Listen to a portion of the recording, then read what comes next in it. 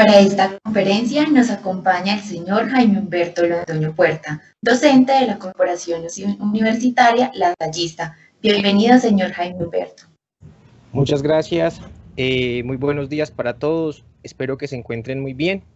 Gracias por esa introducción. Mi nombre es Jaime Humberto Londoño Puerta. Soy médico veterinario de la Corporación Universitaria Lasallista y el día de hoy vengo con esta conferencia de primeros auxilios en perros y gatos, lo que puedo hacer ante una urgencia. Hace aproximadamente unos 20 años visité por primera vez Expofinca con una boleta que me regaló mi mejor amigo de la universidad. Con esa boleta pudimos entrar a los pabellones y recorrer y poder ver los animales, entrar a conferencias. Para mí fue una experiencia muy enriquecedora porque como estudiante universitario, todas estas experiencias formativas son muy positivas. Para mí es un placer, a pesar de este año que ha sido diferente para todos nosotros, poder estar acá. Posiblemente si estuviéramos en un pabellón, el número de personas sería limitado. Por este método de alternancia que hemos estado viviendo, entonces posiblemente pueda estar con muchas más personas tras esta pantalla. Bienvenidos entonces a esta conferencia y espero que disfruten mucho y que puedan aprender. Quisiera iniciar entonces con una pregunta. ¿Saben ustedes qué diferencia hay entre urgencia y emergencia? Si pueden participar a través de su código QR, pueden hacerlo y darnos la oportunidad de saber cuál es su experiencia, qué creen, qué tengo que atender primero, una urgencia veterinaria o una emergencia veterinaria. Mientras ustedes van respondiendo, yo les voy contando entonces más o menos qué vamos a tratar acá. La idea es iniciar entonces aclarando esta duda, qué será primero, una urgencia o una emergencia veterinaria. Vamos a dar unos ejemplos de cada una de ellas. Luego vamos a mirar cuáles son los órganos o los sistemas a los que tengo que prestar mayor importancia ante una urgencia o una emergencia veterinaria. Igualmente, vamos entonces a mirar cuáles son estos principales signos de alarma que se pueden presentar en un animalito y qué puedo hacer para ayudar a solucionar en parte esto. ¿Por qué digo en parte? Cuando tengamos ante nosotros una urgencia o una emergencia veterinaria, la atención veterinaria no va a ser nunca reemplazada. Nuestras medidas pueden ayudar a la sobrevida de esta mascota, pero nunca van a reemplazar la consulta veterinaria. Entender esto es importante porque pues vamos a poder hacer unas maniobras básicas, al menos poder hacer un torniquete o hacer una adecuada desinfección de una herida, y esto puede ser muy bueno para nuestras mascotas, sobre todo si estamos en un lugar apartado o en un lugar remoto donde posiblemente llegar al veterinario se dificulte un poco. Entonces, mientras tenemos los resultados de nuestra encuesta, por ahí ya nos darán información de ella. Vamos a mirar entonces para los que respondieron de pronto que emergencia es más importante, pues tienen toda la razón. ¿Por qué? Está en rojo. La emergencia son estos animales que están con un riesgo inminente de muerte. Sufrieron múltiples heridas o tienen un traumatismo que los pone en un riesgo catastrófico y deben ser atendidos inmediatamente, ojalá por un profesional. Ejemplos de ello: una parada cardiorrespiratoria, la pérdida de la conciencia, traumatismos severos. En veterinaria es muy común encontrar animales de razas grandes que tienen tendencia a comer una sola vez al día, a sufrir de dilatación y de torsión gástrica. Esto es una emergencia veterinaria donde el animal está en riesgo de muerte. Se dificulta no solamente la parte digestiva, sino también la parte respiratoria. El abdomen vuelve tan grande que hace presión sobre el tórax y el animal se le dificulta respirar. ¿Qué puedo hacer ante esto? Posiblemente no tenga maniobras para ayudar a esta mascota, más que una atención veterinaria donde puedan hacer una descompresión de ese aire y el paciente ser llevado a la cirugía. Casi que todos estos pacientes que tienen un riesgo catastrófico y que ingresan a cirugía tienen alto riesgo de morir en ella. Y si se salvan, el porcentaje de los que sobreviven también es bajo. En este síndrome de dilatación y torsión gástrica, cuando el estómago se dilata y se gira sobre su propio eje, ese éxtasis vascular va a hacer que se generen toxinas. Y cuando se hace la descompresión quirúrgica y se vuelve a reacomodar el estómago, estas toxinas van a migrar por circulación y van a hacer daños en otros órganos. Entonces es importante a diferenciar estas emergencias, porque pues si yo puedo hacer algo que es muy poco, podría contribuir a que esta mascota pueda sobrevivir. Lo más importante entonces es acudir con prontitud al veterinario. Los que respondieron que urgencia es más grave, pues hoy aclararon eso, pero entonces está como en amarillo, es como un semáforo. Lo rojo es, bueno, vea, pare, no puedo hacer nada, tengo que llevarlo al veterinario con prontitud. En las urgencias vitales es diferente, porque el animal sí está muy crítico, es muy urgente atenderlo, está en un riesgo grave de muerte, pero hay ciertas diferencias. Puedo atenderlo con un veterinario, ojalá antes de una hora. Entonces, ¿qué puedo hacer antes de esa hora? Puede que hayan maniobras que sirvan y que puedo hacer desde casa para que esta mascota al menos no sienta tanto dolor o sus heridas no se agraven mientras puedo acudir al veterinario. Ejemplos de estas urgencias vitales: todas las heridas, heridas en tórax, heridas en abdomen, heridas múltiples por elementos punzantes o por mordidas con otros animales. Es muy común encontrar algo que se llama golpe de calor en razas braquicefálicas, que son estos animales que tienen el cráneo corto, o en perros de razas nórdicas, que son animales muy peluditos. A veces entonces salimos con ellos al mediodía o a hacer ejercicio en un momento no propicio y ellos no pueden termorregular, esto lo vamos a ver más adelante, y entonces entran en algo que se llama golpe de calor. La distocia, que son estos partos que se pueden complicar. Entonces hay un parto que ya tiene dificultad, hay hembras que pueden ser primerizas, entonces tengo que atenderlas con prontitud para que no se agrave su situación. Y usualmente una de las principales urgencias veterinarias es la ingestión de toxinas. Esas toxinas pueden ser ambientales, pueden encontrarse en plantas, pueden ser productos químicos, incluso los mismos productos que puedo utilizar como productos para controlar parásitos externos podrían intoxicar a nuestras mascotas de no ser utilizados apropiadamente. Entonces vamos a mirar cuáles son esos sistemas a los que me tengo que enfocar para poder mirar si el animal sí está teniendo un trastorno que implique una atención veterinaria oportuna. Entonces, primero tendría que mirar el sistema respiratorio, luego el sistema cardiovascular y luego el sistema nervioso.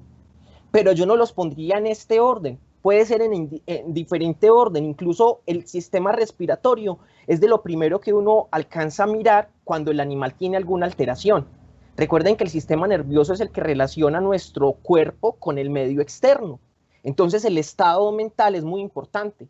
Si yo llamo a mi mascota, Firulais, Firulais, y él no responde al llamado, posiblemente algo raro está pasando. Incluso puede pasar que el animal esté teniendo alteraciones en su estado mental.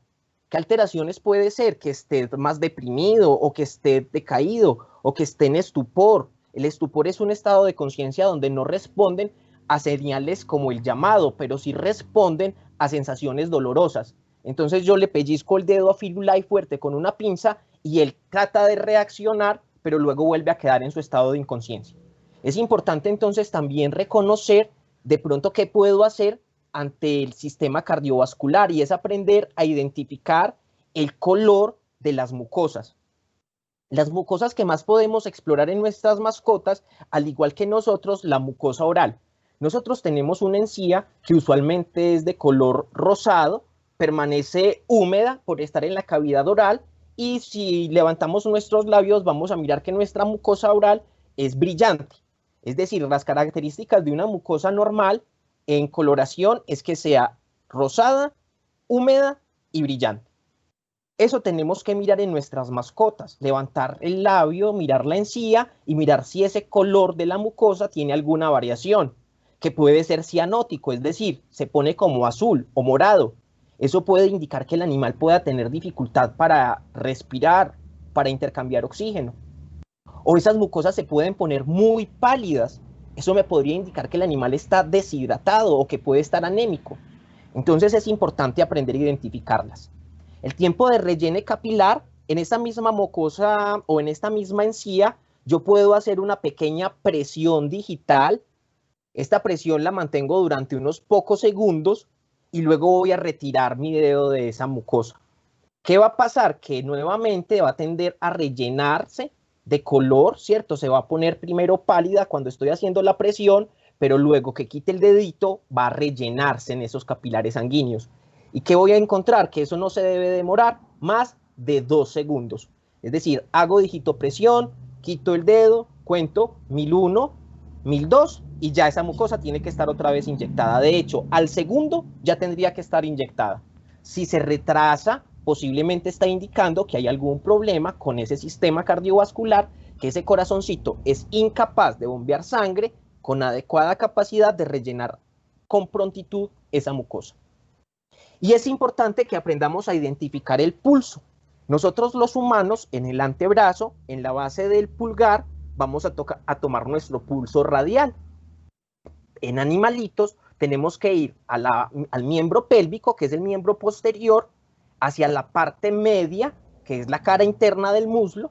Vamos a tener por ahí, por esa zona, por el lado del fémur, que es el hueso más grande del cuerpo, una arteria que se llama arteria o el pulso femoral. ¿Para qué me sirve ese pulso en animalitos? Me sirve para saber si ese corazón está bombeando sangre con tal fuerza que pueda generar un pulso que tenga una regularidad, que sea concordante con la frecuencia cardíaca. Y en el sistema respiratorio, pues es importante mirar si el animal tiene un incremento en su frecuencia respiratoria. ¿Qué es eso? Inhalar y exhalar es el proceso respiratorio, ¿cierto?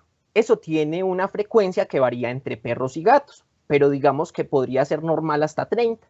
Si eso se incrementa, entonces posiblemente estamos teniendo un incremento en la frecuencia respiratoria.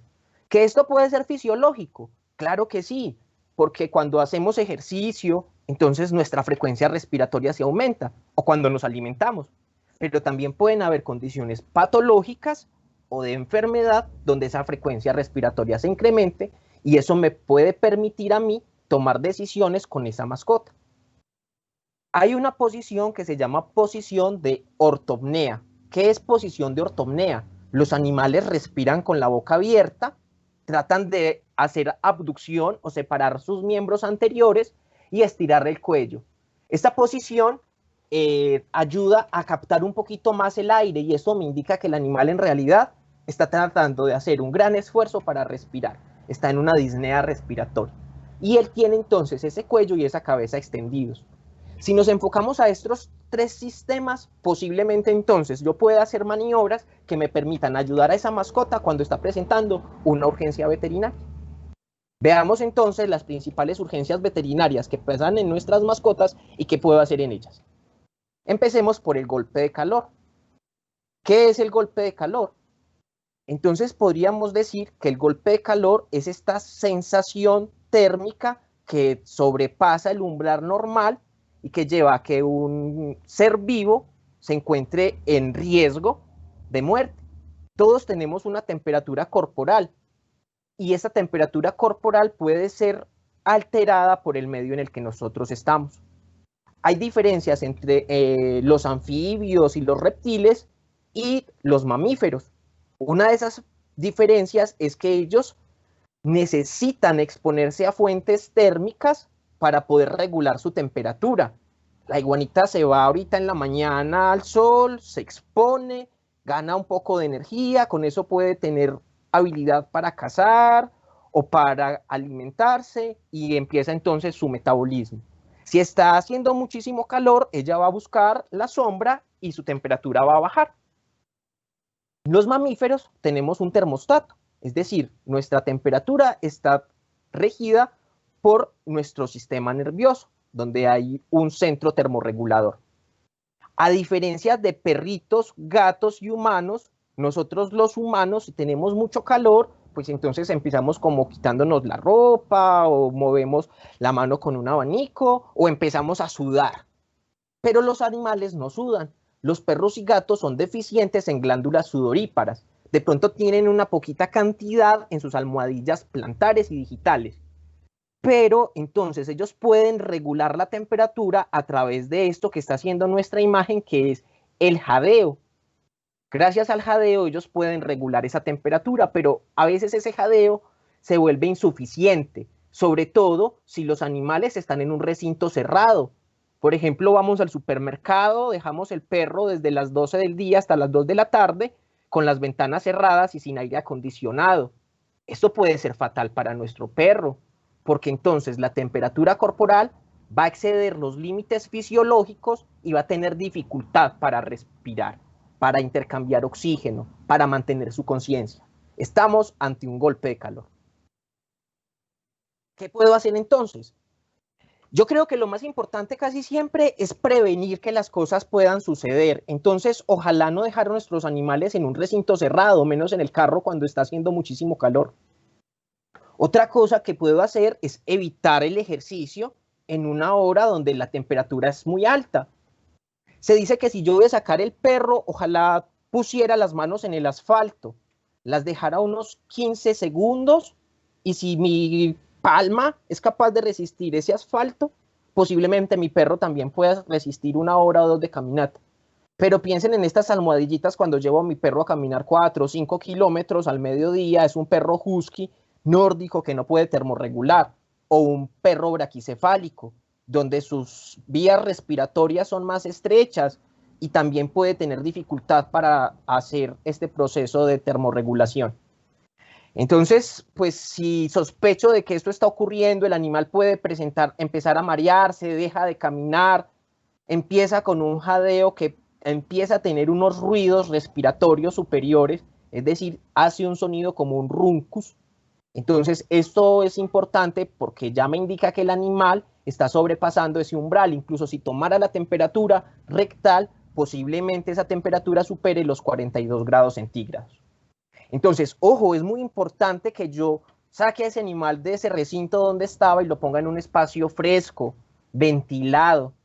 Y también es muy importante que gradualmente vaya enfriándose el animal de forma paulatina. ¿Cómo se debe de enfriar de forma paulatina? Ojalá que le ofrezcamos una fuente fresca de agua, pero nunca vamos a llevarlo a un baño de agua fría. Tiene que ser muy paulatino ese enfriamiento, porque si no, lo que voy a ocasionar es un shock térmico. También es importante siempre, en todo tipo de urgencia que se presente, la atención veterinaria especializada. Puede que yo logre bajar la temperatura de mi mascota, pero un golpe de calor puede tener consecuencias que pueden manifestarse a las 24 o hasta las 24 horas después de que ocurrió este evento. Entonces siempre es importante que yo acuda al veterinario. Intoxicación. Generalmente cuando escuchamos esta palabra pensamos que es grave y sí, es muy grave. ¿Por qué? Una intoxicación es una reacción fisiológica del cuerpo ante una sustancia tóxica o nociva. Esa sustancia también puede ser algo que estaba en mal estado, en descomposición, y reacciona el cuerpo ante esas toxinas que están ahí. Este tóxico puede ingerirse, ¿sí?, de forma oral, puede inhalarse, pero también es común en animales que tengamos intoxicaciones que vienen por la piel. Usualmente hemos hecho muchas cosas para las intoxicaciones, pero en humanos se hacen hasta más de 200 pruebas toxicológicas. En veterinaria estamos arrancando con pruebas toxicológicas para saber qué tipo de agente es el tóxico y dar un tratamiento de soporte y un tratamiento adecuado según el tóxico, que es en lo que a veces fallamos. ¿Qué puedo hacer? Entonces, primero evitar poner sustancias tóxicas en el hogar, venenos para ratas, porque usualmente los que caen primero son nuestras mascotas. También, si sospechamos de que nuestro animal está intoxicado porque salió al parque, luego regresó con unos alteraciones o en su estado de conciencia o en su comportamiento que me llevan a pensar que puede estar intoxicado, entonces ojalá llevarlos a una zona abierta, que esté ventilada, que esté iluminada, y así vamos a poder ver bien si hay un síntoma o no de intoxicación. pero nunca, nunca les demos agua o comida o aceite o cualquier remedio casero. A veces les dan leche, incluso clara de huevo, porque nosotros no sabemos en realidad qué tóxico consumió y si esto puede generar una reacción o acelerar que se aumente la absorción de ese tóxico a nivel digestivo. También es muy importante no darlos porque usualmente en medio de nuestro acelere lo que hacemos es que broncoaspiramos el animal, es decir, empezamos a darle con fuerza estas sustancias y se puede ir por la vía respiratoria. ¿Qué sí podemos hacer? Si sabemos que el tóxico fue por piel o es una intoxicación que estuvo en contacto por la mucosa o con los ojos, entonces ojalá bañaran al animal con abundante agua. Es muy común que utilicen champú para perros, champú insecticida para perros en gatos, y usualmente tienen organofosforados que están contraindicados en gatos, entonces nuestro gato va a tener una reacción tóxica. Lo que puedo hacer inicialmente es bañar este animalito, ojalá con agua fría, ojalá no con agua tibia, porque el agua tibia puede dilatar algunos poros y ayudar que se absorba más. Luego tengo que pues cubrir el animal con una manta, porque debo de ir a que hagan un uso adecuado de antídotos específicos según esa sustancia o según ese producto. Entonces, como lo bañé, el animal puede empezar a bajar su temperatura corporal. Lo ideal es cubrirlo para que esto no ocurra. Y recuerden, siempre acudir al veterinario. Las picaduras también son muy comunes, pueden ser picaduras o mordeduras, y esto puede ser muy molesto para la mascota. Incluso puede ser hasta peligroso, porque una picadura, por ejemplo, de garrapata, puede generar muerte en nuestra mascota. ¿Cómo así tan grave? Sí, hay transmisión de enfermedades causadas por garrapatas. Dentro de esos tenemos el grupo de los hemoparásitos. Los conocemos como hemoparásitos porque pues necesitan parasitar células de la sangre, pero no necesariamente son parásitos. La Ehrlichia, por ejemplo, es una rickettsia, es una bacteria. La Babesia sí es un protozoario. Resulta que también puede ser que esa picadura de pulgas, de garrapatas, genere irritación, que el animal empiece a rascarse con mucha celeridad y eso ocasiona algo que se llama pioderma, que es una infección bacteriana. El veneno de estos agentes puede generar inflamación, a veces pueden ser mordeduras de serpientes que incluso tienen venenos que pueden llegar a ser necrotóxicos, entonces es importante acudir al veterinario. Si tengo una alergia que pudo ser ocasionada por la picadura de algún insecto, esto puede ocasionar inflamación de las vías respiratorias.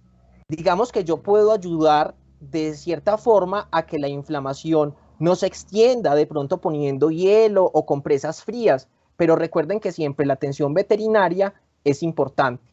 Miren a este perrito que parece una mazorca. Estos son abones, son lesiones ocasionadas por reacciones alérgicas. Entonces, ¿qué sí puedo hacer? Ojalá usar desparasitantes externos para el control de ectoparásitos. Es muy importante dejar a nuestros animales y que se mantengan sin pulgas y sin garrapatas. Evitar es muy importante. Si podemos buscar el aguijón, que usualmente está cerca a la boca, podemos encontrarlo y retirarlo con mucho cuidado. Usar frío local. Hay un antiséptico que se llama clorexidina, todos los deberíamos de tener en nuestro botiquín, y recuerden que el tratamiento veterinario para el dolor y para toda la reacción alérgica es fundamental. También es muy común encontrar en nuestros animales hemorragias, que pueden llegar a ser leves, moderadas o graves dependiendo de la cantidad de sangre que se pierda.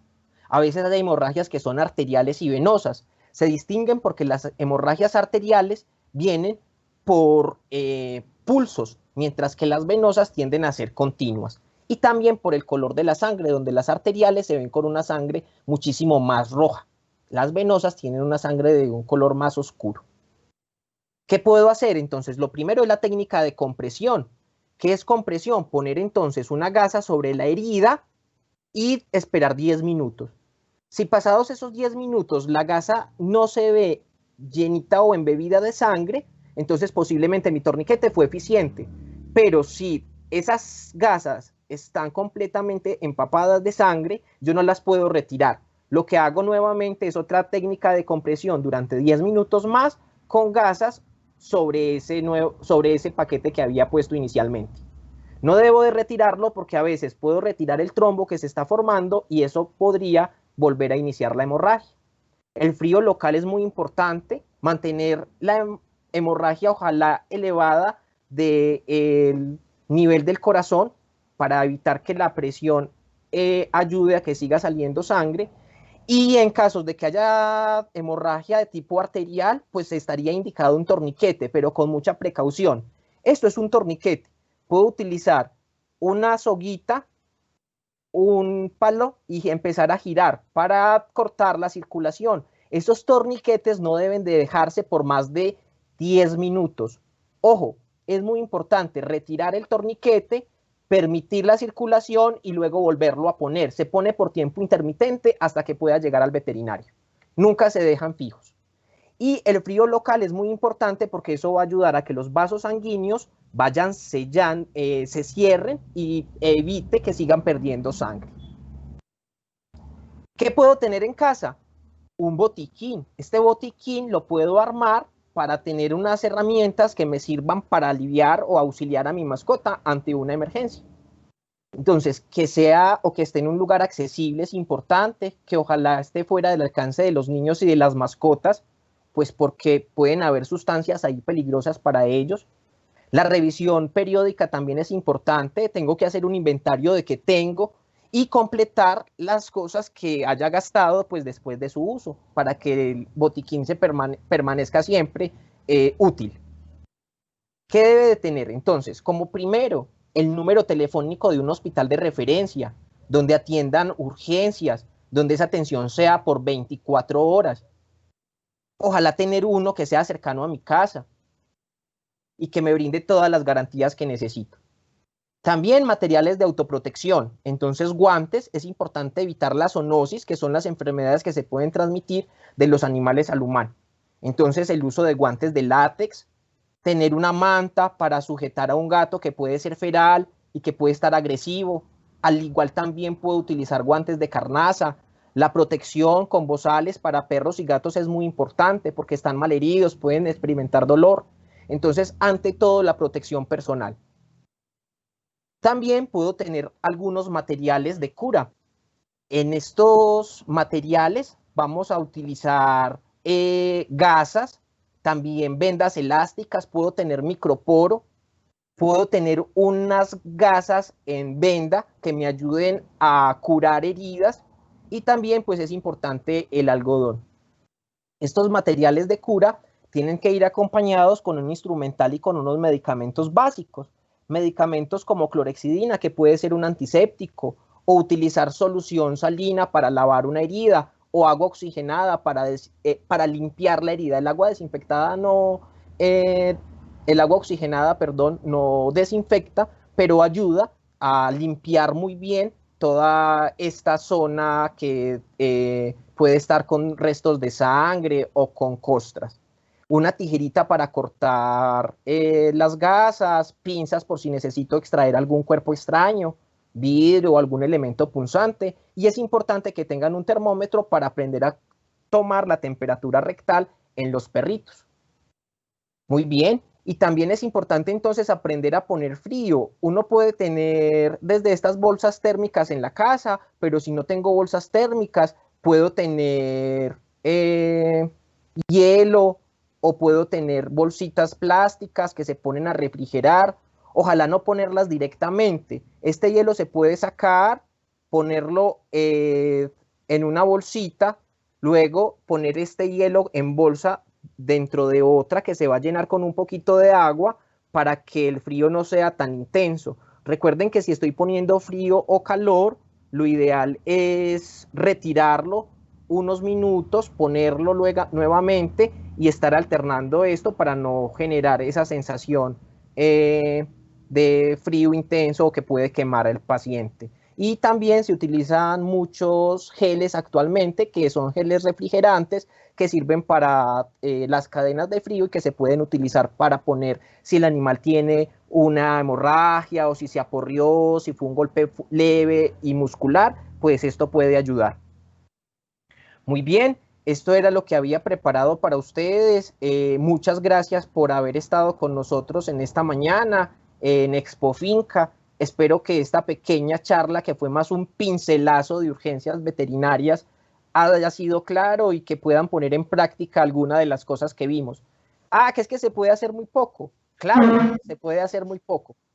Pero esa es la idea, que nunca estas maniobras reemplacen el veterinario. Muchas gracias por su asistencia y vamos a mirar cómo nos fue en la encuesta y si quedan algunas preguntas.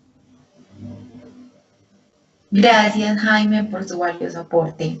Vamos a realizar algunas preguntas de nuestro público. En el momento tenemos 3 preguntas. La primera es, en una urgencia o emergencia o ninguna, ¿cuándo veo que mi mascota se encuentra deprimida o baja de ánimo? ¿O qué debemos hacer en estos casos? Bueno, entonces eso es muy importante. Recuerden que hablábamos algo de la conciencia, que es la conciencia, la capacidad de interactuar con nuestro entorno. Prince, mi gato, todos los días se levanta, tiene una rutina que no cambia, ellos son muy de costumbres, yo lo llamo y él está atento al llamado. Si hay alguna variación en eso, algo está pasando. Entonces, ¿cómo identificar que el animal está deprimido? Es un animal que no quiere hacer las actividades que hace todos los días. Yo lo llevo o yo le digo a mi perro, Trotsky, vamos a caminar, y muestro la cadena y Trotsky brinca y salta y corre. Pero si él no hace eso de forma natural, como lo suele hacer, de hecho, hasta se esconde cuando escuchan la palabra salgamos o vamos, pues entonces ahí está pasando algo. Los animales son muy resistentes ante el dolor. Puede que Trotsky quiera salir y salga, pero en la caminata notamos que no camina igual o que su ánimo no está normal. Entonces eso es lo que ya me dice que hay una alteración de la conciencia y que está deprimido. Las alteraciones más graves de la conciencia por debajo de depresión la explicamos y es el estupor. Es un animal que ya está tan sumamente deprimido que solamente responde a sensaciones dolorosas. Muchas gracias, Jaime, por tu respuesta. Tenemos otra pregunta. ¿Cuánto tiempo es recomendada la actividad física en los caninos?